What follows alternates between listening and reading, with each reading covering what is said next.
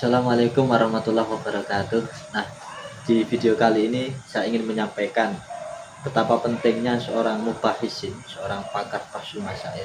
Pakar loh ya, tidak sekedar bahsul masail, tidak sekedar latihan menghukumi, tapi levelnya pakar.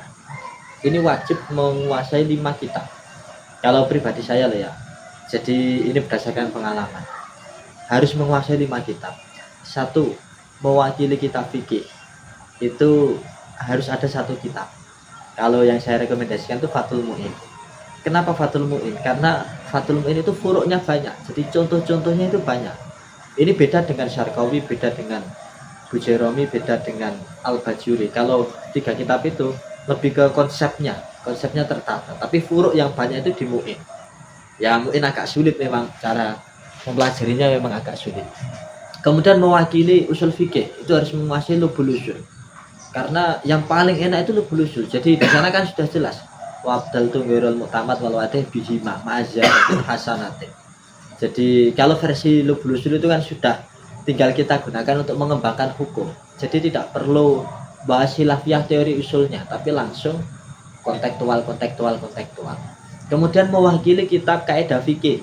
Saya sarankan Asbawan Ad-Dhair. Jadi kaidah fikih itu kan al-amru al-quli al-muntabiq ala juz'iyatihi.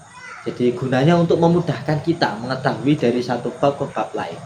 Kira-kira kasus ini itu dibahas di bab apa saja. Dikumpulkan dalam satu kaidah, misalkan al-masyaqqah tajlibu taisir dan seterusnya. Maka mewakili kaidah fikih ya saya sarankan Asbawan Ad-Dhair. Dan itu yang saya pegang dari dulu, yaitu kitab-kitab itu. Ya terserah kalau mau pakai asbahnya Imam Subki terserah, tapi yang saya maksudkan yang Imam Suyuti atau pakai Al-Mansur fil Qawaid ya terserah, tidak apa-apa. Kemudian mewakili pembahasan maslahat marsalah. Jadi hukum itu jangan hanya direspon hitam putih, boleh apa enggak. Tapi ini maslahat apa tidak, ini mafsadah apa tidak. Nah, ini harmonis apa tidak. Maka itu menggunakan kitab Qawaidul Ahkam yang dikarang oleh Syekh Izzuddin bin Abdissalam. Itu saran saya itu. Dan itu memang saya praktekkan. Jadi saya menceritakan pengalaman saja.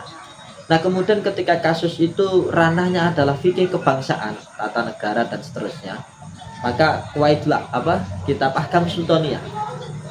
Ketika ranahnya kebangsaan, maka Ahkam Sultaniyah itu harus dibaca, jadikan dasar. Meskipun nanti juga Anda harus baca kitab-kitab kontemporer, misalkan Sinatul Fatwanya Syekh Abdullah bin Bayah dan seterusnya. Tapi paling tidak 5 kitab itu sangat saya anjurkan. Karena kalau tidak mutolaah 5 kitab itu, wah, untuk sampai level pakar itu saya tidak yakin. Kemudian gini, kalau itu sebetulnya masih kurang ya. Kalau saya pribadi loh ya, itu saja masih kurang. Karena untuk menjadi level yang paling pakar, yang sudah tidak ada yang mengalahkan lah kira-kira gitu. Kalau bahsu itu pasti menangan. Karena memang bahsu itu ya untuk mencari kebenaran. Jadi harus siap kalah, harus siap salah, harus siap mencari kebenaran, transparansi kebenaran. Nanti menang kan menunjukkan bahwa kebenaran yang Anda bawa itu sudah tidak diragukan lagi. Nah, itu juga harus menguasai, harus baca kitab tafsir. Jadi kadang-kala suatu hukum itu analoginya dapat ditemukan dalam kitab-kitab tafsir dan juga syarah hadis. Paham ya? Jadi itu ada 5 kitab yang secara pribadi saya itu harus dikuasai kalau ingin menjadi pakar bahsul masail yang levelnya itu tak terkalahkan. Nah, itu saja informasi dari saya, kurang lebihnya mohon maaf. Assalamualaikum warahmatullahi wabarakatuh.